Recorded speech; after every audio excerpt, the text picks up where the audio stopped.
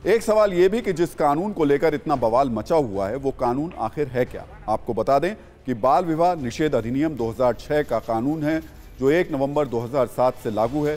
केंद्र सरकार ने 1929 के बाल विवाह निषेध अधिनियम को निरस्त करके और उसके स्थान पर 2006 में बाल विवाह निषेध अधिनियम को लागू किया था। इस अधिनियम के अंतर्गत 21 वर्ष से कम आयु के पुरुष और 18 वर्ष से कम आयु की महिला के विवाह को बाल विवाह के रूप में परिभाषित किया गया है।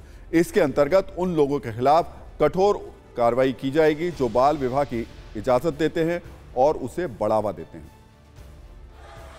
तो असम में बाल विवाह पर एक्शन है तो देश में योग गुरु रामदेव के बयान पर रिएक्शन हो रहा है। 2 फरवरी को राजस्थान के बाड़मेर में रामदेव ने इस्लाम धर्म और मुस्लिमों पर एक बयान दिया था। जिस समय वो बोल रहे थे तभी से इसके संकेत मिलने लगे थे कि इस पर विवाद होगा और अब ये साफ साफ दिख भी रहा है।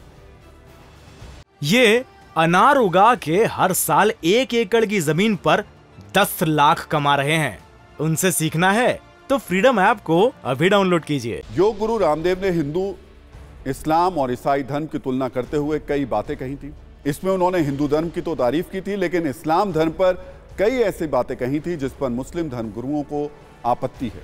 रामदेव ने क्या कहा था ये एक बार फिर से सुनिए ताकि आपको संदर्भ का पूरा ज्ञान हो और आप तेजी से फैल रहे इस विवाद को समझ सकें। आप कोई मुसलमान से पूछो थारो धर्म ठीक है, वो कहे कि बस 5 बार नमाज पढ़ो, फिर जो मनवा वो करो, चाहे हिंदुओं की छोरियों में उठा के लाओ, चाहे जो भी पाप कर रहे करो। वो इस्लाम का मतलब नमाज समझते हैं। घने पाप करते हैं हमारे बहुत से मुस्लिम भाई, लेकिन नमाज जरूर पढ़ा मेरे बेटा। आतंकवादी बन गए घने, बाकी और जितने भी अपराधी घने बन गए, नमाज जरूर पढ़ ली। कोई कुरान कहता है या ऐसा इस्लाम कहता, मैं नहीं कर रहा हूं, लेकिन ऐसा ही कर रहे हैं लोग। इस बयान पर हंगामा इतना बढ़ गया है कि अब बाबा रामदेव के लिए मुश्किलें खड़ी हो गई हैं। मुस्लिम धर्मगुरुओं ने पतंजलि प्रोडक्ट के बहिष्कार की बात कर दी है। एक और धर्मगुरुओं का एक्शन है तो दूसरी ओर रामदेव को ओवैसी भी टेंशन दे रहे हैं।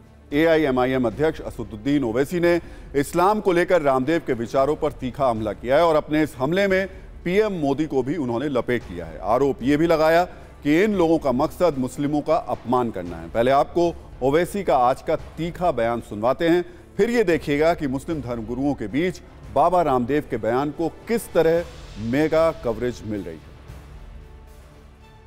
ऐसा है ना कि भारत के प्रधानमंत्री श्री नरेंद्र मोदी हैं, तो इनको लगता है कि जब प्रधानमंत्री नरेंद्र मोदी है तो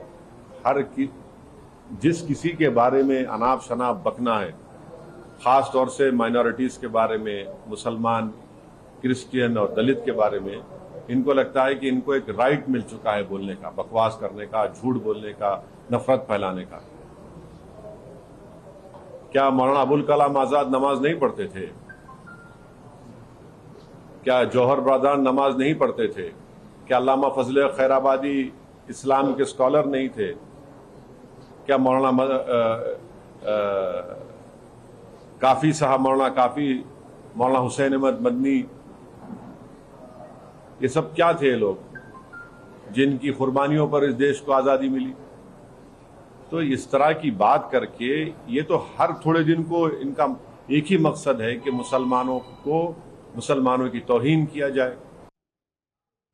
ये अनार उगा के हर साल 1 एकड़ की जमीन पर 10 लाख कमा रहे हैं। उनसे सीखना है तो फ्रीडम ऐप को अभी डाउनलोड कीजिए।